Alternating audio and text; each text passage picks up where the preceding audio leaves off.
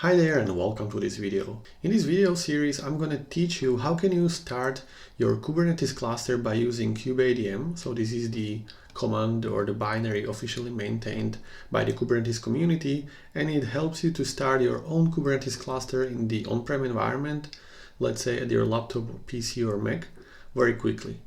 I'll be using the Terraform, which is the infrastructure as a code approach, and I'll be executing this code against the Scaleway provider. If you've never heard about the Scaleway, they provide quite cheap instances, and it's something like AWS, Google Cloud or Azure or some other cloud provider, but it's much smaller. Although I think they provide quite decent service. In this very first video, I will try to follow the instructions over here, and I'll be pretending that I have no idea about this code, so I will try to use it to execute this Terraform code against the Scaleway, and let's see what happens. Well, at first you need to have the SSH keys generated, so I've generated these Kubernetes like K8s-Scaleway keys, and it's saved in under my account. And I have copied the public key to the Scaleway provider. So another prerequisite is to create the account at the Scaleway. This is how the Scaleway web interface looks like. As you can see, I have some other instance. This is used for something else. This is not related to this tutorial. The way how you can create the instance over here is simply by creating the instance and choose one of the operating systems. So I'll be using the CentOS. And I think they offer currently 7.6. Then you can choose out of two regions. I'll be deploying my cluster to Paris, but you can choose Amsterdam if you like.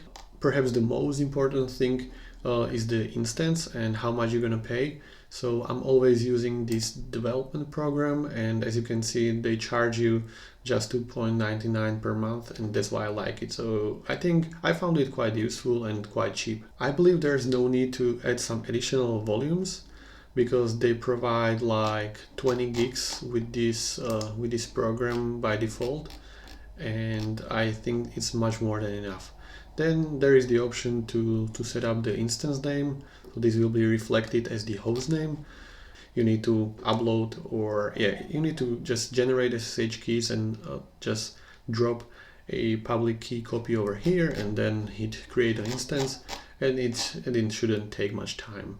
Of course, I'm not going to do this like this or in this fashion because I'm going to use Terraform, and I just wanted to give you a clue or a brief overview how this Scaleway provider looks like. Once your SSH key pair is generated, you need to change the permission to 400, it's best practice.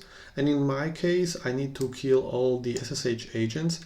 I have a bunch of private keys at under my account, and this SSH agent is always trying to serve all these SSH keys to the instance, and then I get error. I didn't find any better workaround for that. I'm gonna simply kill the agent, start it up again, and then load my SSH key. Okay, I have done these first two steps, so let me grab this command. I'm not sure whether copying is gonna work. Yeah, it's working. I killed the SSH agent and I'm going to add my key.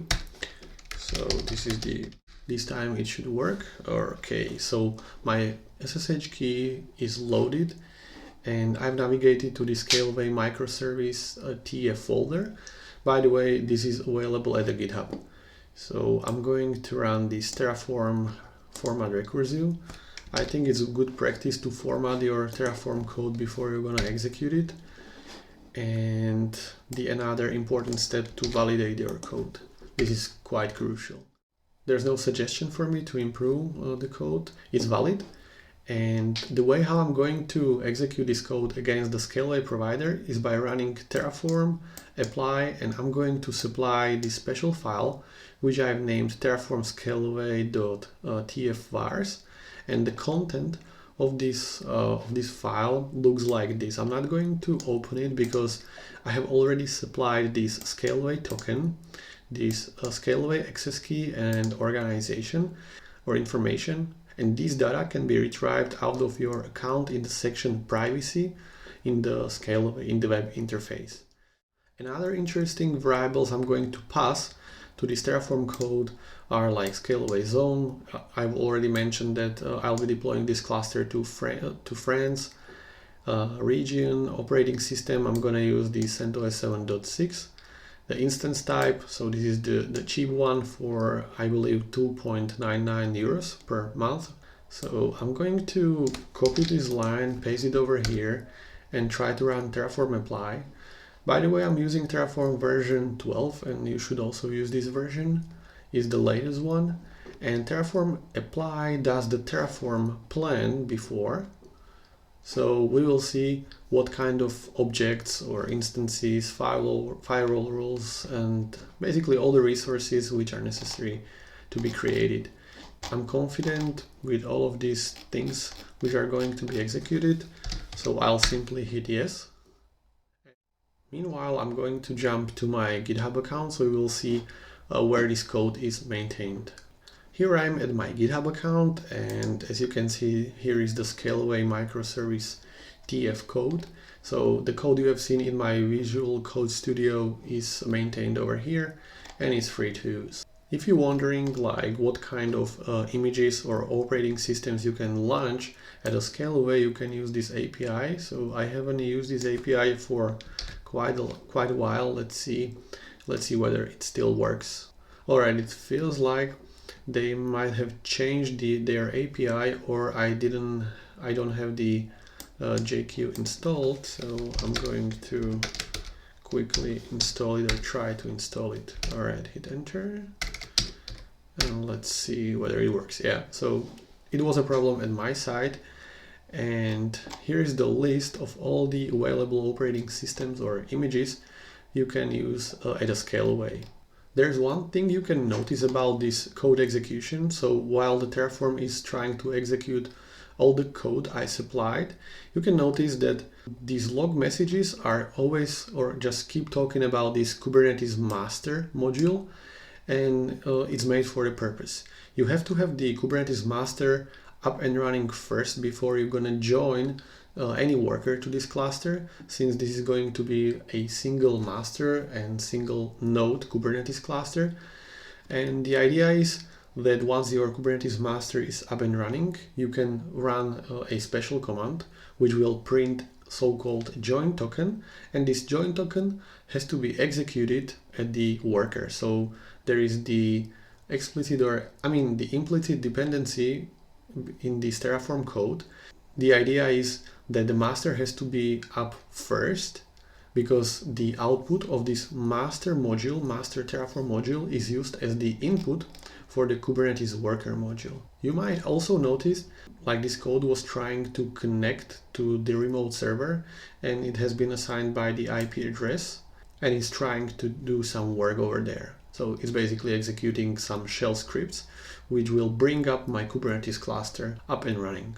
You will have, or you will get, the publicly accessible IP address, but this can change in a while. So sometimes it happens that the code has been executed successfully, and like the code connected to the very first server, which is called master. It did some job over there, but afterwards the IP address has changed. It doesn't happen very often, but it happens from time to time. So just don't be surprised, it happens. At this point, the execution of the Terraform code for the Kubernetes master stopped, so my Kubernetes master should be already up and running. And as you can see, there is the log message that the creation complete after like 5 minutes, so it's been pretty quick, considering that this is the overall time for starting of the instance, plus the creation of the Kubernetes cluster.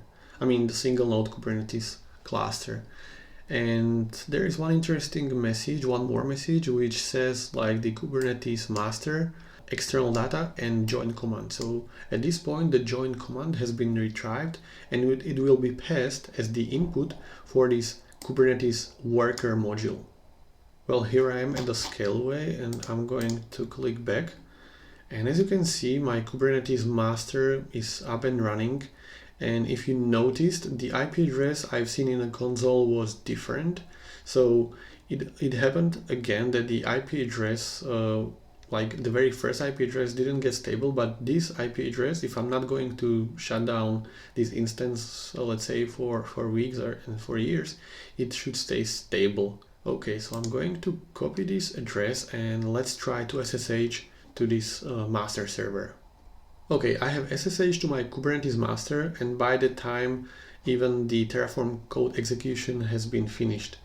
You might notice the output I have defined in the Terraform code, but as you can see, this is incorrect record. This is the very first public IP address which has been assigned to the server, but by the time this IP address have changed and the real IP address is this one, is going to be stable. Sometimes it happens that the IP address will change after a few minutes or a few seconds, but the second IP address which will be assigned to the instance is pretty much stable, or at least I didn't see like the change of the IP address for the third time.